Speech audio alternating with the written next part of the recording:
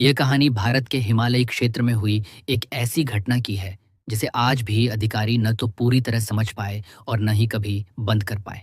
साल था 1946 और पहाड़ों के बीच से गुजरने वाली एक पुरानी नैरो गेज लाइन पर चलती थी रात की एक अकेली मेल ट्रेन।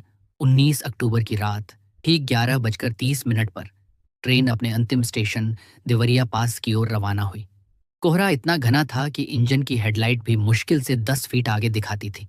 फिर भी चालक अर्जुन सिंह ने ट्रेन को धीमी गति से आगे बढ़ाया। कुछ ही किलोमीटर बाद अर्जुन ने महसूस किया कि पटरियों के पास कोई चल रहा है।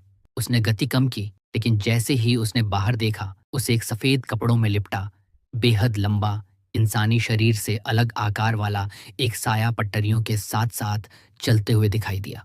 अर्जुन ने तुरंत ब्रेक लगाए, लेकिन सहायक ने कहा कि बाहर कोई नहीं है। ट्रेन रुकी, पर आसपास सिर्फ कोहरा था। यात्रियों में हलचल फैल गई, लेकिन कुछ देखा नहीं गया। ट्रेन दोबारा चली। कुछ दूरी बाद अचानक एक जोरदार झटका लगा, मानो किसी भारी लोहे की दीवार से टकरा गई हो। इंजन रुक गया। कोहरा और गहरा हो चुका था। अर्जुन टॉर्च लेकर उतरा, लेकिन पटरियों पर कोई रुकावट नहीं थी। फिर भी ट्रेन क्यों रुकी, यह किसी को समझ नहीं आया। तब तक गार्ड पीछे की बोगी से दौड़ता हुआ आया और बोला कि अंतिम डिब्बे से किसी के चिल्लाने की आवाज आ रही है। अर्जुन और सहायक तेजी से पीछे पहुंचे। जैसे ही उन्होंने दरवाजा खोला, डिब्बा खाली था, लेकिन अंदर ठंड इतनी ज्यादा थी कि सांस भी भाप बनकर दिख रही थी।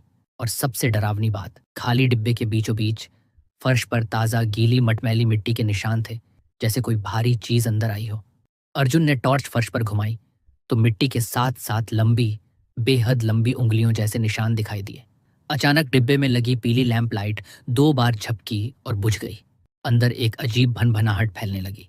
सहायक ने अर्जुन का हाथ पकड़ा और कहा कि यहाँ कुछ गलत है। तभी पूरी ट्रेन हल्के से कांपी, जैसे कोई बाहर से उसे धक्का दे रहा हो। दोनों तुरंत बाहर निकले। कोहरे में इंजन की ओर जाते हुए उन्हें पीछे के जंगल से एक भारी, गले से निकली आवाज सुनाई दी, मानो कोई इंसान नहीं, कोई और ही चीज पुकार रही हो। अर्जुन ने सहायक को ट्रेन में बैठने को कहा और खुद आगे बढ़ा। तभी पटरियों पर लगभग 30 फीट आगे एक आकृति दिखाई दी। लंबी, टेढ़ी, झुकी हुई। उसके शरीर से हल्की नीली रोशनी निकल रही थी। अर्जुन जैसे ही पास पहुंचा, आकृति धीरे धीरे पीछे हटने लगी और फिर बिना आवाज किए कोहरे में गायब हो गई। ट्रेन में बैठे यात्रियों ने इंजन की खिड़की के कांच पर किसी चीज के नुकीले पंजे जैसी खरोंचें बनती देखी। कोई बाहर नहीं था, फिर भी निशान बढ़ते जा रहे थे। सहायक घबराकर चिल्लाया। अर्जुन भागता हुआ वापस आया और तुरंत ट्रेन स्टार्ट की। इंजन गरजा, लेकिन स्पीड नहीं बढ़ रही थी।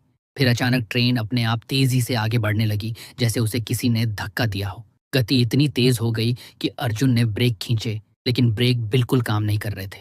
सामने घाटी का मोड़ था। अगर ट्रेन नहीं रुकी तो पूरा रेला गहरी खाई में गिर सकता था। अर्जुन चीखते हुए सहायक को बोला कि सभी यात्रियों को पकड़कर बैठने को कहे, लेकिन उसी क्षण मोड़ आने से ठीक पहले ट्रेन अचानक ऐसे रुक गई जैसे किसी अदृश्य दीवार ने पकड़ कर रोक दिया हो। सभी डिब्बे चरमराए। यात्रियों की चीखें गूंज उठी, लेकिन किसी को चोट नहीं आई। अर्जुन उतरकर आगे भागा और जो उसने देखा वह उसकी जिंदगी भर की नींदें छीन लेने के लिए काफी था।